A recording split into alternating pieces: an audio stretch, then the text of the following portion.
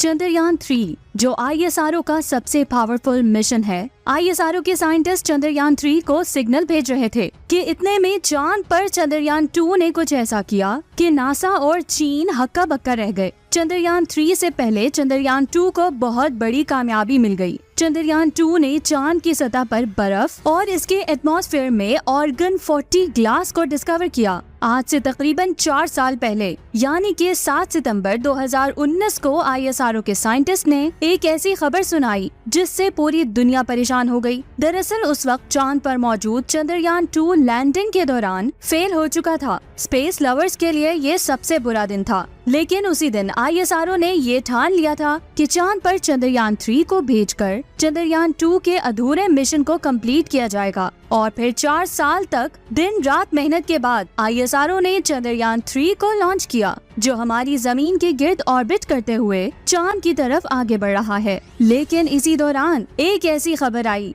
जिसने नासा और चीन को हैरत में डाल दिया है। आखिर वो कौन सी खबर है, ये आप जानेंगे आज की इस वीडियो में। लेकिन वीडियो शुरू करने से पहले आपसे गुजारिश है कि अगर अभी तक आपने इस चैनल को सब्सक्राइब नहीं किया तो बराए मेहरबानी जल्दी से सब्सक्राइब करें। साथ साथ हमारी वीडियोस को लाइक एंड शेयर जरूर करें, क्योंकि आपके लाइक और शेयर करने से हमारा हौसला बढ़ता है। ISRO का चंद्रयान 2 मिशन, जिसे फेल्ड मिशन बताया जा रहा था, अब वो एक्टिव हो चुका है और ऐसी डिस्कवरीज कर रहा है जिसे देखकर दुनिया की तमाम स्पेस एजेंसीज हक्का बक्का रह गई है। क्योंकि लाखों डॉलर के मून मिशंस भेजकर जो काम वो लोग नहीं कर पाए, अब वो ISRO का मिशन कर रहा है, जिस मिशन पर साइंटिस्ट और लोगों ने फेलियर का ठप्पा लगा दिया था। हालांकि ISRO को अपने इस स्पेसक्राफ्ट पर पूरा यकीन था, और जब चंद्रयान 2 का विक्रम लैंडर क्रैश लैंडिंग की वजह से तबाह हो चुका था, उस वक्त भी ISRO का यही कहना था कि हमने इस मिशन के 90 से 95% काम पूरे कर लिए हैं। यानी कि चंद्रयान 2 मिशन पर ISRO ने जो वक्त और पैसा लगाया था, अब वो जाया नहीं हुआ।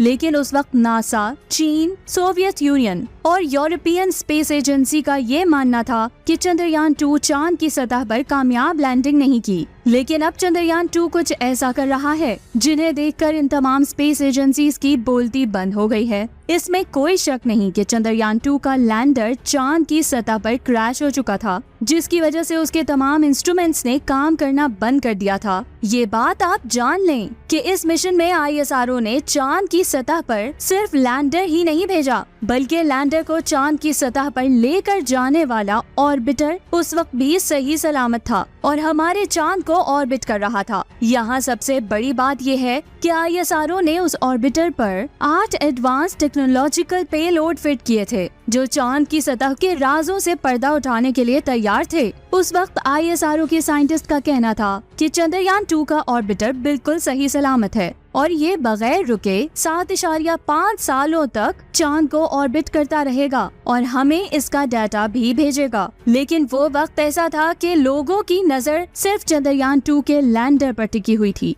ऑर्बिटर पर तो कोई ध्यान ही नहीं दे रहा था। लेकिन अब चंद्रयान 2 के ऑर्बिटर ने चांद के कुछ ऐसे राजों से पर्दा उठाया है कि जिन्हें सुनकर पूरी साइंटिफिक कम्युनिटी में हलचल मच गई है। दरअसल आज तक सिर्फ यही कहा जाता था कि चांद के पास ना तो कोई एटमॉस्फेयर है और ना ही इसमें कोई गैस मौजूद है, ये सिर्फ एक एयरलेस बॉडी है। लेकिन अब चंद्रयान 2 के ऑर्बिटर ने जो डाटा ISRO को भेजा है, उसके मुताबिक चांद की आयनोस्फेयर में प्लाज्मा डेंसिटी मौजूद है, यानी कि चांद के पास बहुत ही पतला एटमॉस्फेयर मौजूद है जिसमें कई गैसेस हो सकती है। चंद्रयान 2 की इस डिस्कवरी को लेकर ISRO का कहना है कि चंद्रयान के ऑर्बिटर पर लगे एटमॉस्फेरिक कॉम्पोजिशन एक्सप्लोरर 2 ने चांद की एक्सोस्फेयर में ऑर्गन 40 यानी कि 40 AR गैस को डिस्कवर किया है। ये बात आप जान लें कि एक्सोस्फेयर प्लैनेट्स या फिर उनके मून्स के ऊपर एटमॉस्फेयर का सबसे बाहर वाला हिस्सा होता है और यहीं से ही ऑर्गन 40 गैस की डिस्कवरी से हमें चांद के एटमॉस्फेयर के बारे में जानने में बहुत ज्यादा मदद मिलने वाली है। इस डिस्कवरी के बारे में बात करते हुए ISRO के साइंटिस्ट का कहना है कि चंद्रयान 2 ने ये ऑब्जर्व किया है कि दिन और रात के दौरान ये गैस ऊपर उठती है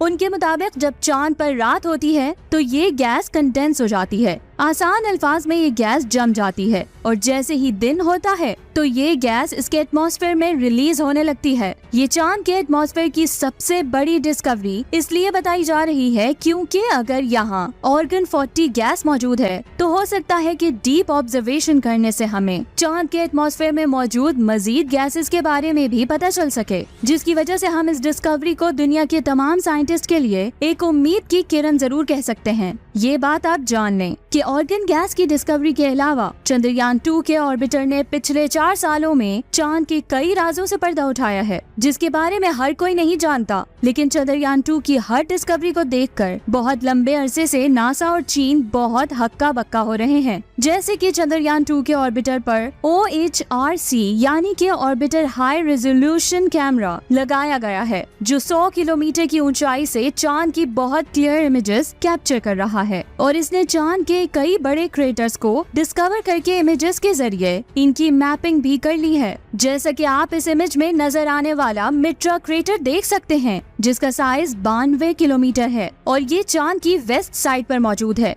इस तरह चंद्रयान 2 की मदद से चांद के छोटे और बड़े क्रेटर्स की हाई रेजोल्यूशन इमेजेस कलेक्ट कर ली गई हैं और चांद की सतह का नक्शा भी बन चुका है जो न सिर्फ चंद्रयान 3 बल्कि फ्यूचर में होने वाले तमाम मून मिशंस में साइंटिस्ट की हेल्प करेगा। इसके अलावा चंद्रयान 2 पर एक्सरे स्पेक्ट्रोमीटर इंस्ट्रूमेंट भी फिट किया गया है जिसने चांद की सतह पर क्रोमियम और सोडियम जैसे एलिमेंट्स को डिस्कवर किया है। वहीं 2019 में चंद्रयान 1 ने चांद की सतह पर पानी को डिस्कवर किया था, लेकिन कई साइंटिस्ट चंद्रयान 1 की इस डिस्कवरी को सच नहीं मान रहे थे। लेकिन चंद्रयान 2 के ऑर्बिटर पर लगे इंफ्रारेड स्पेक्ट्रोमीटर ने चांद की सतह पर वाटर आइस को डिस्कवर करके उन तमाम साइंटिस्ट की बोलती बंद कर दी है जो इस बात से इनकार कर रहे थे। इसके अलावा चंद्रयान 2 पर एक ऐसा इंस्ट्रूमेंट लगा हुआ है जो चांद नहीं बल्कि सूरज को स्टडी करेगा। जी हाँ, आपने बिल्कुल सही सुना। ISRO के साइंटिस्ट ने ऐसा कर दिखाया है और उन्होंने चंद्रयान 2 पर एक एक्सरे मॉनिटर फिट किया है जो सूरज की सतह पर होने वाले एक्सप्लोजन की स्टडी करके इन एक्सप्लोजन्स की वजह से सूरज की आउटर लेयर यानी कि कोरोना बहुत ज्यादा गर्म हो जाती है और इन्हीं एक्सप्लोजन्स की वजह से कई बार सूरज से बहुत बड़ी बड़ी सोलर फ्लेयर्स निकलती हैं जो कि करीब मौजूद प्लैनेट्स और मून को इफेक्ट करती है। यहाँ पर आप ये सोच रहे होंगे कि हमारी जमीन पर सोलर फ्लेयर्स क्यों नहीं पहुँच पाती, तो मैं आपको बता दूं कि हमारी जमीन के पास मैग्नेटिक फील्ड मौजूद है जो इस सोलर फ्लेयर्स को जमीन पर नहीं गिरने देती। लेकिन कई बार ये सोलर फ्लेयर्स जमीन के आसमान में अरोरास की शक्ल में देखने को मिलती है। ये बात आप जान लें कि अगर हमें स्पेस में जाना है तो हमें इन सोलर फ्लेयर्स के बारे में पहले से ही पता होना चाहिए ताकि हम इनसे बचने का हल ढूंढ सकें, क्योंकि कई बार ये सोलर फ्लेयर्स इतनी पावरफुल होती हैं कि ये किसी भी चीज को एक सेकंड में जलाकर खाक कर देती हैं। और स्पेस में तो हमें हमारी जमीन की मैग्नेटिक फील्ड तो नहीं बचाएगी ना। लास्ट में अगर चंद्रयान 3 की अपडेट की बात की जाए तो ये स्पेसक्राफ्ट जमीन को गुड बाय कहते हुए चांद की तरफ जा रहा है, जिसके लिए बैंगलोर में बैठे ISRO के साइंटिस्ट एक बटन को प्रेस करके चंद्रयान 3 के तमाम इंजन्स को पूरी पावर के साथ ऑन करने वाले हैं ताकि चंद्रयान जमीन की ग्रेविटी से बाहर निकलकर चांद पर जाने के लिए अपना सफर शुरू करे। इसके बाद चांद पर पहुंचकर चंद्रयान 3 का प्रपल्शन मॉड्यूल इसके लैंडर से अलग हो जाएगा और ये चांद की सतह पर लैंडिंग करके चंद्रयान 2 के अधूरे मिशन को कंप्लीट करेगा। तो प्यारे व्यूअर्स, ये थी आज की अमेजिंग वीडियो। आपको कैसे लगी नीचे कमेंट्स करके जरूर बताइए। अगर वीडियो अच्छी लगी तो इसे लाइक एंड शेयर जरूर करें और अगर आप इस तरह की इन्फॉर्मेशन से भरपूर वीडियोस देखना चाहते हैं तो हमारे चैनल को सब्सक्राइब करके बेल नोटिफिकेशन को ऑन कर दें ताकि इस तरह की अमेजिंग वीडियो आप देख सकें। मुझे दे इजाजत, अपना बहुत ज्यादा ख्याल रखें, दुआओं में याद रखें। अल्लाह हाफिज।